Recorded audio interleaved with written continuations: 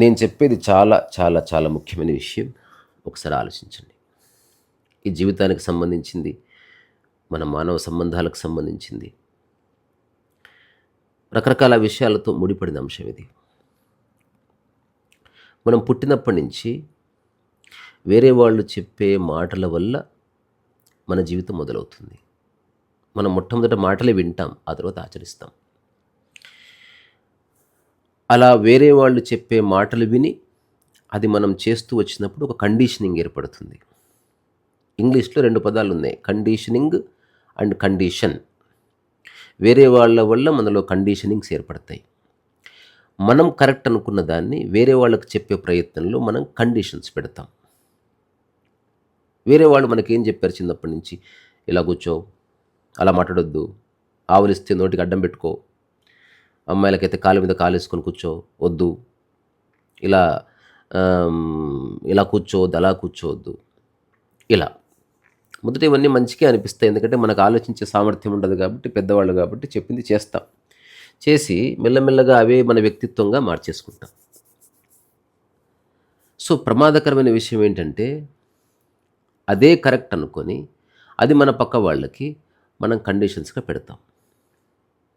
So ప్రేమ పేరుతో, care పేరుతో మనం పక్క వాళ్ళని ఇబ్బంది పెడుతున్నామేమో, వాళ్ళ స్వేచ్ఛను హరిస్తున్నామేమో. డిసిప్లిన్ పేరుతో ఎదుటి వ్యక్తిని మనం వాళ్ళ జీవితాన్ని కాఠిన్యంగా మార్చేస్తున్నామేమో. మనకు చిన్నప్పటి నుంచి పెట్టిన కండిషనింగ్స్ ఒకసారి మీరు తలుచుకుంటే ఆశ్చర్యపోతారు. ఎన్ని కండిషనింగ్సో. పెద్దవాళ్ళ ముందు నవ్వొద్దు, అబ్బాయివిరా ఏడుస్తావా నువ్వు, అమ్మాయిలు గట్టిగా మాట్లాడకూడదు, పడుకుంది ముందు నవ్వితే ఏడుస్తారు, మార్కులు ఎక్కువ వస్తేనే నీకు విలువ ఉంటుంది సమాజంలో, అందరికీ నచ్చే విధంగా బట్టలు వేసుకో, నువ్వు తప్పు చేశావనుకో మన కుటుంబం పరువు పోతుంది, ఎదుటివారు చూస్తే ఏమనుకుంటారు జాగ్రత్త. ఇట్లాంటివన్నీ వేవేల కండిషనింగ్స్ ఏర్పడతాయి మనసులో. ఆ తర్వాత అవి మనం అన్కాన్షియస్గా ఆచరిస్తూ దాంట్లో నిజానిజాలు ఏమున్నాయో తెలుసుకోకుండా చేయడం వల్ల ఒక రూల్గా సెటిల్ అయిపోతాయి. ఇప్పుడు మనిషి ఇవన్నీ ఉండి సహజంగా ఎట్లా జీవిస్తాడు? ప్రతి క్షణం వాడికి ఏదో అలవాటైన విషయాన్ని వాడు ఆచరిస్తూ నేను బాగున్నాను అనుకుంటున్నాడేమో. ఇది ఒకటైతే, వాడు కొంచెం పెద్దగా అయిన తర్వాత పక్క వాళ్ళకి కండిషన్స్ పెడతాడా? కండిషన్ అంటే ఒక నియంత్రణ. కండిషన్స్ పెట్టే ప్రతివాడు నియంత్రణ, హిట్లరే. చాలాసార్లు ప్రేమ పేరుతో చేస్తారు, బాధ్యత పేరుతో చేస్తారు, గౌరవాల పేరుతో, ప్రతిష్ట పేరుతో, వంశ గౌరవాలు, ఇట్లా రకరకాల కండిషన్స్ పెడతారు.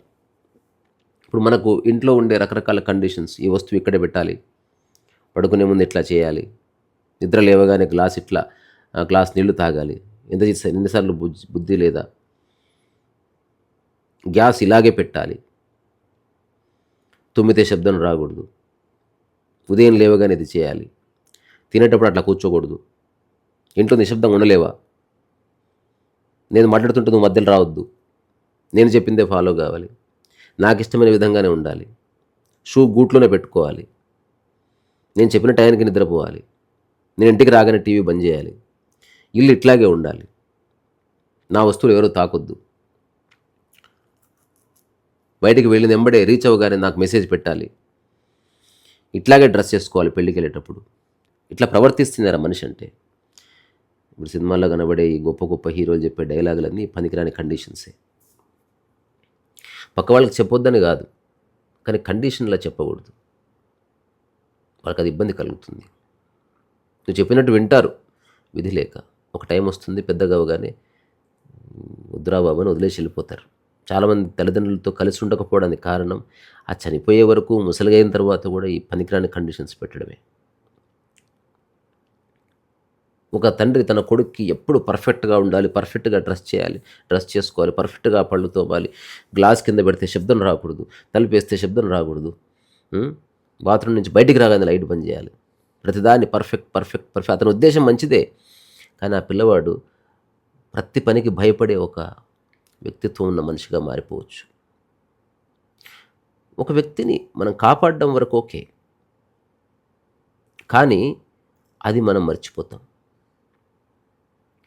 తద్వారా ఎదుటి వ్యక్తి మెల్లగా ఒత్తిడికి లోనవుతాడు. ఏం చేస్తే ఏమవుతుందో, ఏం మాట్లాడితే ఏమవుతుందో, దేనికి ఏమంటారో అనే ఒక పిచ్చి భయాలన్నీ పట్టుకుంటాయి. సో మనం అర్థం చేసుకోవాల్సింది ఏంటంటే డిసిప్లిన్ అవసరమే, కానీ అతి అయితే మనిషి యొక్క వ్యక్తిత్వం చచ్చిపోతుంది. మనకు సరిగ్గా అనిపించిన ప్రతిదీ పక్కవాడికి సరిగ్గా అనిపించాల్సిన అవసరం లేదని మనకు ఎందుకు ఆలోచించము? ఒక ఇద్దరి మధ్యన ప్రేమ లేదా సమానత్వం లేని చోట అది ఇల్లు కాస్త జైలుగా మారిపోతుంది. కండిషనింగ్ అంటే ఏంటి? బయట వాళ్ళ ఆలోచనలు మన మనసులో తిష్ట వేసుకొని కూర్చోవడం. కండిషన్ అంటే ఏమిటి? మన ఆలోచనని వేరేవాడి మనసులో తిష్ట వేసేలా ప్రయత్నించడం. సో మనిషి తన సహజ స్వభావాన్ని కోల్పోయి ఎంతసేపు పక్కవాడి దృష్టిలో ఎట్లా ఉండాలన్న ఒక అసహజ ప్రవృత్తిలోకి దిగిపోతున్నాడు. నీకు నచ్చిన విధానం సత్యమేమి కాదు, ఒక ముసుగది. మరి దీనికి ఏంటి? అక్కడే కమ్యూనికేషన్ స్కిల్స్, నిజమైన కమ్యూనికేషన్ స్కిల్స్ వస్తాయి. మాట్లాడక తప్పదు, ఇంట్లో ఉన్న వాళ్ళకి చెప్పక తప్పదు. ఉదాహరణకు చెప్తాను, ఇది ఇక్కడే పెట్టాలి అని చెప్పే బదులు నువ్వు ఇలా గనక పెడితే ఇద్దరికి బాగుంటుంది, ఆలోచించు అని చెప్పాలి.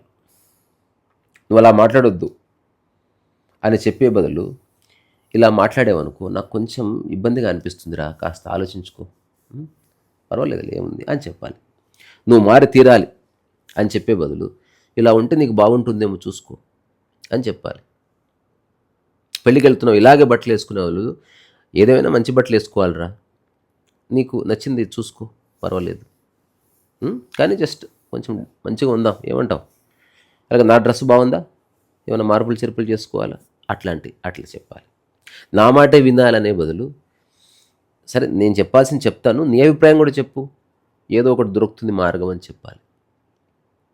ఇలా మనం పక్క వ్యక్తికి పెట్టే కండిషన్స్ కాస్త రూపాంతరం చెంది ఇప్పుడు నేను చెప్పిన విధంగా కనుక చేస్తే ఎదుటి వ్యక్తి నీ ముందు నటించడు, భయపడ్డం ఆపేస్తాడు.